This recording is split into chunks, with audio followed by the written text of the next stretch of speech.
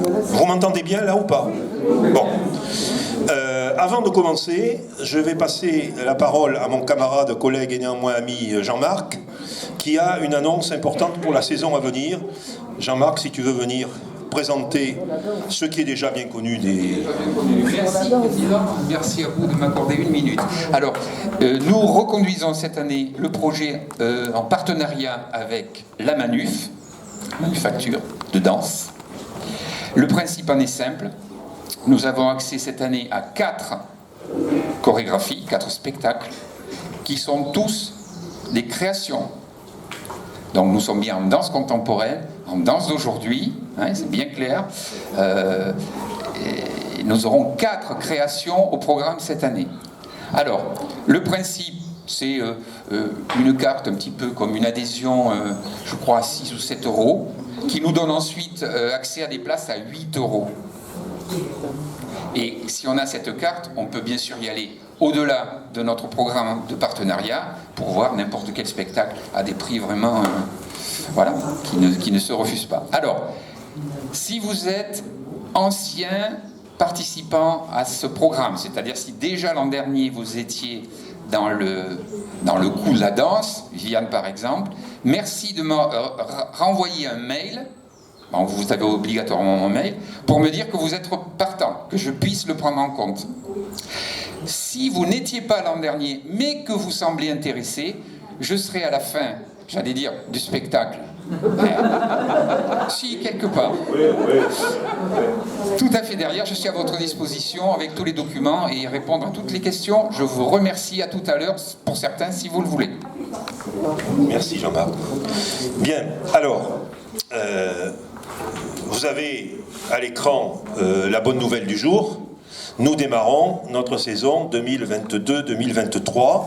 Dans notre jargon, à nous, c'est la saison 14, déjà. Hein, ça fait déjà 14 ans que l'université populaire existe.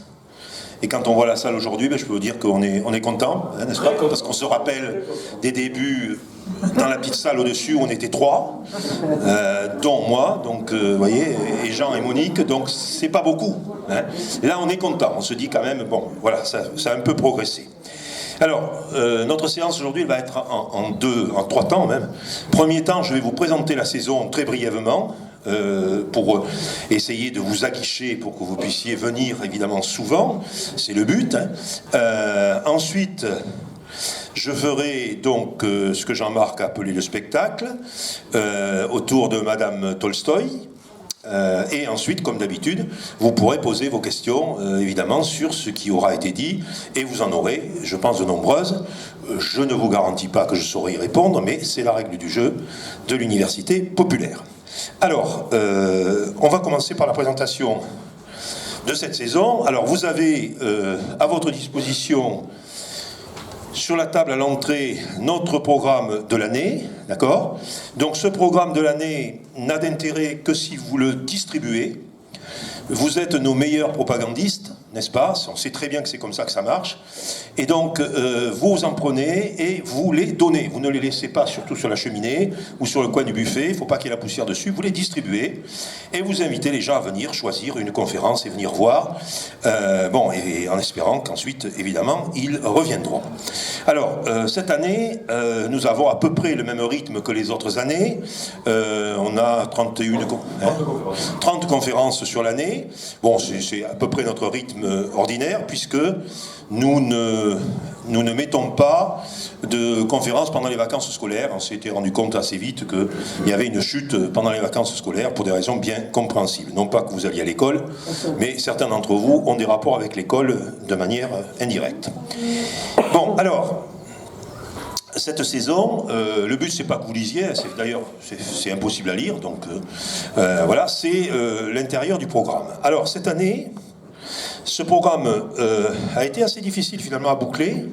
Il a été fini juste au mois d'août, hein, donc d'habitude il est fini au mois de juin. Bon, tout simplement parce que il y a un avant la pandémie et après la pandémie, hein, et il faut que les gens reprennent le rythme, y compris les intervenants, hein, l'habitude de répondre, etc. Donc ça a été un peu long. Alors, nous allons vous offrir, comme chaque année, des rubriques qui reviennent régulièrement. Vous retrouverez les valeurs sûres. de l'université populaire. Par exemple, je vais citer Denis Favennec et l'histoire de l'art, bon, qui sera là. Alors cette année, il est plutôt en fin de parcours, puisqu'il apparaît au mois de mai. Voilà, donc, mais avec 2 conférences, quand même. Vous retrouverez la science avec Laurent Sartre, bon, qui cette année nous fait une conférence parce qu'il est professionnellement très occupé, donc il a réduit, mais il nous fait une conférence donc qui va sans doute passionner beaucoup d'entre vous sur le sudoku, ou sudoku, ou sudo, je ne sais plus comment il faut dire. Bref, enfin le truc où il faut mettre des chiffres dans des cases, j'ai jamais compris comment ça marchait, parce que je ne suis pas assez patient. Donc, voilà. Alors, nous avons également reconduit les conférences sur la photographie. Alors nous avons la chance d'avoir quelqu'un qui est absolument remarquable avec Claude Pitot, et donc cette fois-ci il nous parlera du rôle des femmes dans la photographie. Et vous savez qu'aujourd'hui on commence par un portrait de femme, donc c'est pas une volonté délibérée, mais je sais très bien, c'est très bien, puisqu'il pose la question femme photographe, un autre regard, point d'interrogation. Effectivement, donc ça sera en décembre, hein, ce sont les deux conférences avant les vacances. Bon, nous avons gardé aussi la musique classique, avec trois interventions d'Aurélien Pétillot, de son épouse. Son épouse interviendra tout à fait en fin d'année sur le chant choral aux États-Unis. C'est pour ça que sur le programme, vous avez une photo de chorale gospel. Voilà, elle viendra nous parler de la tradition de chant choral aux États-Unis, où le chant choral est très développé depuis très longtemps, et c'est souvent un pays qui sert de modèle en la matière. Il y a un nombre très impressionnant de chorales. Bon, nous aurons une conférence sur Handel et Bach avec Michel Lopiteau. Elle nous a parlé de Handel l'an dernier, et là, elle nous fera les relations entre Handel et Bach, qui sont les 2 géants de la musique allemande, on peut dire, hein, puisque Handel était allemand. Voilà, et leurs relations, puisqu'ils sont contemporains en grande partie. Bon, ensuite, nous avons reconduit les conférences médicales, qui avaient eu un grand succès l'an dernier, avec le professeur Bernard Guay, qui donc sera là mardi prochain, pour nous parler des inégalités sociales et de la démocratie en santé. Un sujet dont on avait parlé tous les deux, parce que, effectivement, quand on regarde les statistiques, on se rend compte qu'il y a d'énormes inégalités territoriales, sociales face à la santé. Alors, à propos de cette conférence, Jean ? Alors, elle n'aura pas lieu ici, la salle étant occupée par ailleurs. Nous sommes déplacés à Albert Camus, dans la partie accueil d'Albert Camus. Donc c'est pas très loin. Dans le hall, dans l'entrée, voilà. C'est bon. Ouais.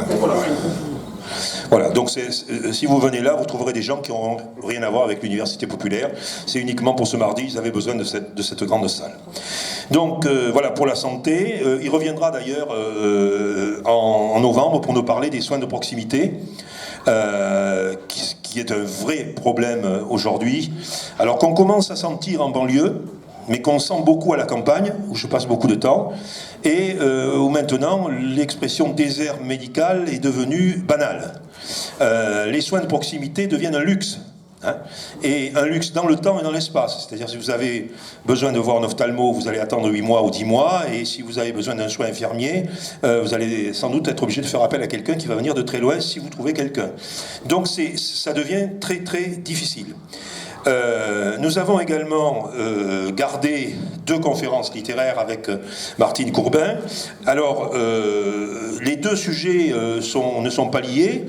L'un est sur l'autobiographie, qui est une part importante de la littérature, donc qui pose question. Hein. Quand vous êtes un bon lecteur, vous finissez par vous poser des questions sur l'autobiographie. C'est un peu comme sur les journaux, hein, les journaux intimes. Qu'est-ce qui a été caché dans le tiroir, qu'est-ce qui est sous le tapis, etc. Voilà, donc ça sera une conférence qui nous amènera à réfléchir là-dessus, sachant que les autobiographies constituent une part importante du patrimoine littéraire. Et puis la deuxième conférence, elle a un titre que j'aime bien, la littérature jeunesse, une littérature au rabais, point d'interrogation. Je dois dire que je me suis posé la question, et que je me la pose encore, ayant des petits-enfants, voyant ce qu'ils lisent. Bon, par moment, je me pose la question. J'espère que Martine, tu m'aideras à répondre à la question, en tout cas pour moi au moins. Hein. Voilà, alors ensuite, vous avez des conférenciers qui reviennent. Par exemple, chaque année, nous avons notre conférence sur le cinéma avec Yves Pedrono. Cette année, nous avons choisi une conférence sur un des plus grands génies du cinéma, c'est Charlie Chaplin, dont il faut toujours parler parce que les progrès technologiques, la télévision, tout ça fait que petit à petit, ces fondateurs qui ont tout inventé disparaissent. Et vous avez aujourd'hui toute une génération de jeunes qui ne peuvent pas regarder un film en noir et blanc. Pour eux, c'est impossible. Et alors, un film muet, c'est évidemment inconcevable. Donc, il faut essayer de faire acte pédagogique pour Charlie Chaplin, qui est, en fait, de mon point de vue de cinéphile, c'est le plus grand génie du cinéma qui ait jamais existé sur l'ensemble de son œuvre. Bon, voilà. Après, nous avons d'autres conférences.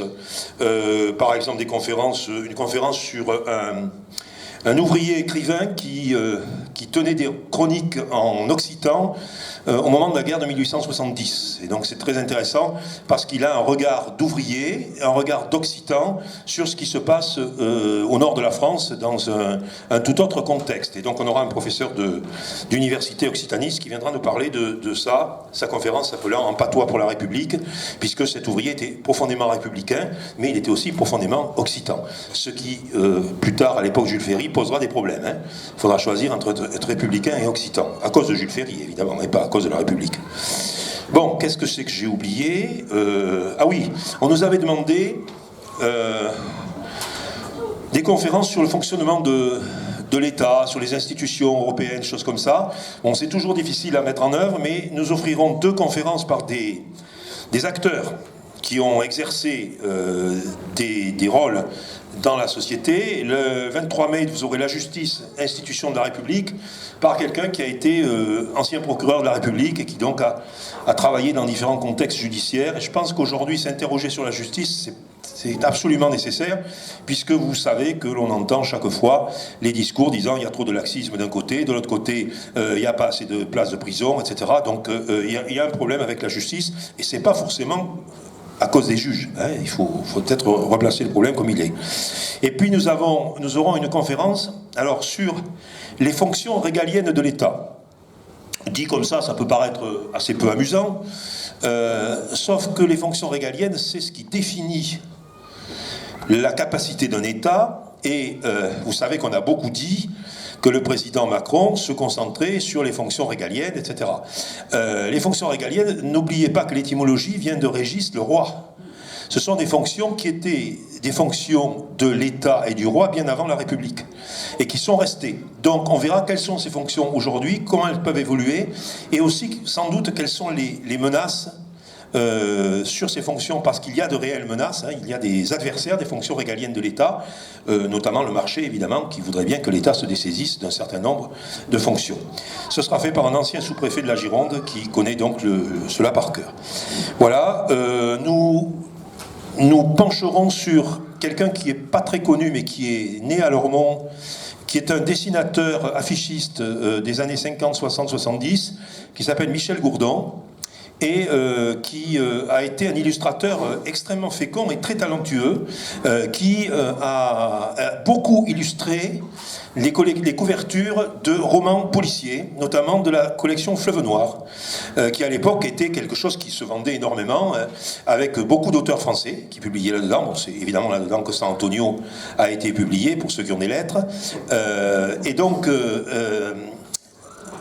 le président de l'association des Amis de Michel Gourdon viendra nous faire découvrir ce personnage fort intéressant. Et dans la foulée, on a pensé que c'était intéressant de demander à notre spécialiste de littérature policière, Monsieur Daguerre, de nous parler de la collection du Fleuve Noir. Parce que le Fleuve Noir, ça a été un moment très important de l'histoire littéraire du roman policier. En gros, il y a eu deux séries qui se concurrençaient.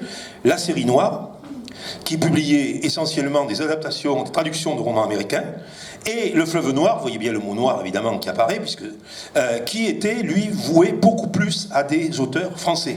Et ces deux collections étaient concurrentes, notamment dans les gares, puisqu'à l'époque les trains roulaient lentement, on avait le temps de lire un roman entre l'arrivée et le départ, ou le départ et l'arrivée. Bon, voilà, j'ai fait à peu près le tour de la question, j'en ai sans doute oublié, mais je ne veux pas vous ennuyer plus longtemps avec ça. Il y a une petite erreur, mardi 5 mai c'est pas compatible et mardi 12 mai c'est pas compatible. Oui, alors, là il y a 2 erreurs de date qu'on a découvertes après. On n'a pas pu les faire corriger parce que c'était déjà parti. De même qu'il y a une erreur dans le nom de l'intervenant sur Michel Gourdon. On s'est rendu compte après, et c'est moi qui ai fait une confusion parce que j'organisais une conférence en même temps ailleurs avec quelqu'un qui s'appelait Bertrand, et lui il s'appelle Bernard. Et donc il a été rebaptisé Bertrand. Bon, voilà. Donc dans les prochains tirages, si on en fait, on corrigera la date. C'est le mardi. Mardi, C'est toujours le mardi. C'est toujours le mardi. C'est les dates qui sont pas bonnes, mais c'est tout le temps le mardi. On ne change pas. Voilà. Mais on a beau. Bon, moi, c'est moi qui établis le programme, hein, donc je suis responsable de la coquille du départ. On fait relire. Hein, tout le monde relit et il en passe tout le temps. Il en passe tout le temps. Bon, c'est vivement que l'intelligence artificielle puisse relire à notre place et que nous soyons cantonnés à homme de ménage. Hein. Voilà. c'est le mardi 2 mai et le mardi 9 mai. Voilà. À la place du 5 et du 12. Voilà. Mais ça, on vous le rappellera, ça sera rappelé par les envois de billets. Bon, voilà. Après le reste, je vous dis, je détaille pas tout. Mais bon, mes camarades disent que c'est un très beau programme. Je veux bien les croire, sans que ça enfle trop mon ego. En tout cas, c'est un programme avec des invités de qualité et c'est le but de l'Université populaire de vous en faire profiter. Bien, alors, je laisse la parole à Jean. Oh, juste un mot.